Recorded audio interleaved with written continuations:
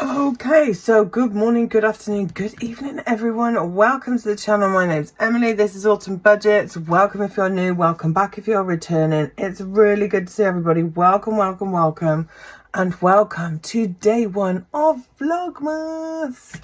So we are starting the month off right. Well, not really, according to my voice and the cold I got off the kids. If you are new here or you're just joining us for Vlogmas, I am a cash budgeter, and usually I cash stuff. We do savings challenges and all that sort of thing, which I thoroughly recommend. Usually, we look like this. This is what we usually look like, and I carry on the autumn theme all the way through the year. This is my painting that I had made into all sorts of little bits of stuff to go around the office. So yeah, that's what we usually do. But in the month of December, and we did a Midsummer Murder, everything is linked down below if you want to go into my playlists. We turn into amateur sleuths. Last Christmas, we nearly guessed. Excuse me. I did buy that one and the Midsummer one where we had Murder on the Danube in the summer. We bought that one as well from Etsy. But this year, drumroll please, I've written this one. So it is, I live in the Cotswolds, and here in the Shire we have a couple of what I'm going to talk about, not just here where I live, but also where I was born as well. So there's obviously something in it. I'm not going to say you're going to go out and meet a headless horseman, but yeah, it is really exciting, and I was so pleased to do it. It's been such a joy writing. Also, if you're new here, I'm a massive book fiend. So it was C.S. Lewis's birthday on Saturday, 29th Saturday. So yeah, J.R. Tolkien, all the biggies, love reading them, got a whole bookcase devoted to them. So what we plan to do is, I've got one budgeting advent calendar, one beauty advent calendar, and then we're going to read our story. So if you haven't seen my little short for our Vlogmas this year, it's all in my playlist. Go and have a look. It was a pleasure designing all that, and I have to say that that is all AI generated. I wish I'd had time to paint my own headless horseman, but perhaps I'll make a painting from that one. So anyway, let's get on and start with day one. So we have got Budget Stuff Save Advent Calendar. Hayley is on TikTok.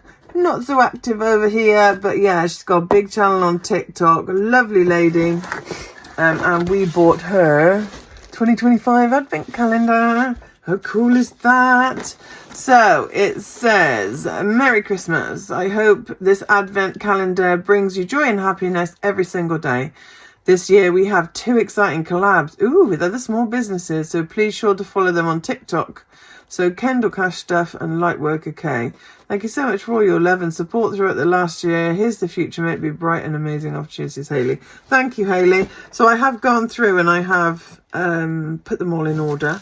So we are going to open number 1 today. So let's get that one out of the way.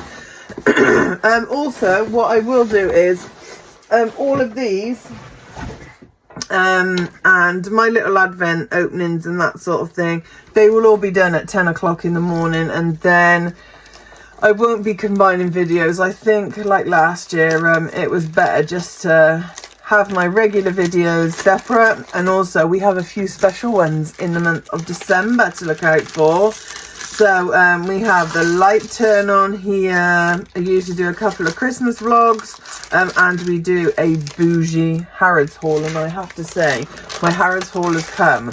So yes, right, so on day number 1, what have we got? Ooh, is there anything else in here, or do we draw it ourselves? Ooh, looks like we draw it ourselves. Roll the dice and follow the instructions next to the number to draw your snowman. Oh, hat and scarf, eyes, mouth, nose. How cute is that? Oh, they're so sweet. So we will leave that one there. Now, I wasn't, I was just going to do this one and my story, but I was very fortunate to get this, which is the Marks and Spencer's one, Beauty Advent Calendar, which I wasn't going to get, but then I made the mistake of watching someone online opened it, because some of the things from last year I've got, like, they do like little minis and they're so handy, but I've still got them, so I was quite reluctant, but when I saw what was in the first few days, I thought, oh yeah. So I have forgotten already. We all know what I'm like. I do know number one is down here, so we will put them back in there. But yes, isn't this pretty? It's quite a thick box as well. So we've got 25 days. No way, we'll have to, if we've got 25, we'll have to open 2 on 24. Because, no offence, Christmas Day, I'm not going to be coming on here. And we will have solved our mystery by then. So yeah, the theory of it is we go through the month, and then like the 21st or the 22nd, we go through all the clues, see what we think, and then make a guess, and then on Christmas Eve I will reveal. Oh, nice. I will reveal who the murderer is. Is it a ghost? Is it the Headless Horseman? Or is it flesh and blood? Well, you will find out. So, what we've got in here is Floral Street Sweet Almond Blossom. These are always handy to go in my backpack.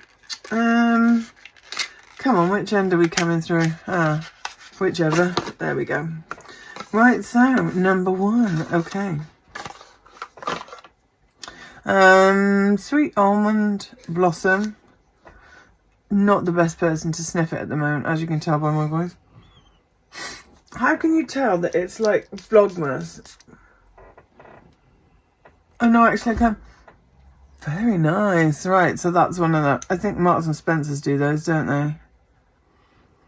Oh, I can actually smell that. No way. So there we go. That's those two done for today. Let's leave them there.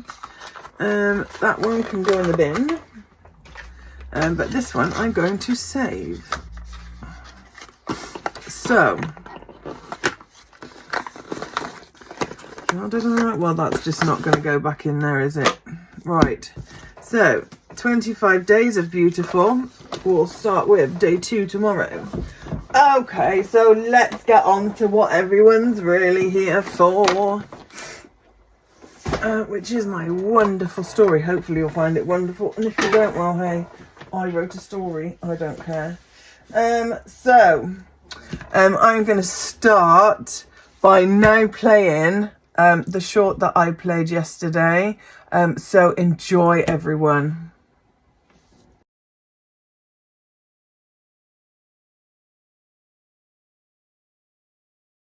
Okay, so what I'm going to do is I'm just going to read it out. As with all of my videos, I am quite descriptive anyway, and it is just a listening thing. If you want to sit down for literally 5 minutes, 10 minutes and just watch this video, perfect, during the Christmas season.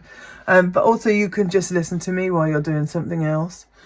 So I apologise again for my voice, but we will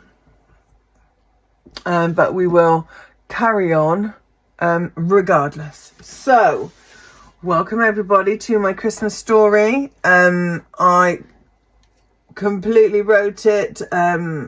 There is no relation to anything or anyone else. Haven't copied anything. It's all come from my own little brain.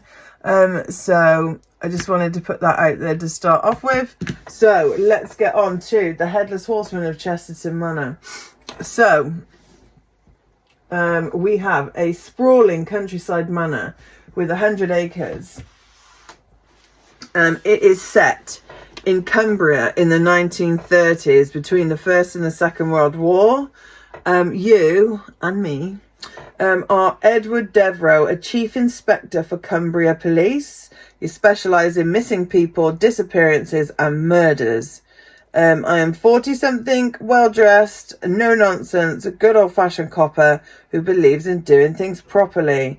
The story starts with the murder of Lord Chesterton, killed apparently by the 3rd Earl of Chesterton, Harold the Headless Horseman. So Harold the Terrible. We will come on to him later. But yeah, so let me start the story. So it's December the 5th, 1938, and Chesterton Manor sparkles under a cover of snow. It's a grand manor built round the old rampart remnants from 400 years ago. Tall spires, an impressive 25-bedroom manor on an even more impressive 100-acre property stretching as far as the eye can see. Chesterton Manor is indeed a sprawling countryside estate. In the distance, all you can hear is the sound of horses' hooves thundering up the drive towards the main house. As the horse approaches, you can see he is as black as the night, mane flowing in the wind. A menacing figure can be seen on his back. Black velvet jacket, matching breeches, red waistcoat, and some sort of emblem or crest on it. Long riding boots that disappear under a huge cloaked figure. He is holding aloft an impressive rapier, which is a 17th century sword with gold cup handguard. And on the saddle he has what looks like a dagger, also with a military emblem on it. As we pan up to his head, we are struck by the terrifying fact that he appears to be missing one. Could it be that the Headless Horseman of Chesterton Manor has returned after 250 years? He pulled hard on the reins, the horses neighed, and as he reared onto his back legs, the shadowy figure fixated on Lord and Lady's window. He shouted out, "Charles, come down and face your fate. I know what you did." Upstairs, in a very grand room, two very sleepy people awoke to the commotion. Both stumbled to the window. Charles Senior and Matilda Chesterton were Lord and Lady of the Manor, and they didn't appreciate being awoken at this ungodly hour. "Who is it?" asked Matilda. "And what do they want at this hour?" "Don't know, dear." "Giles!" he bellowed. And by this time Giles had heard all the commotion and was making his way to his master's suite. Giles burst into the room. "Sir, are you all right? I heard all the shouting outside." "There's someone on a horse at the great door summoning me. Get my coat and shoes."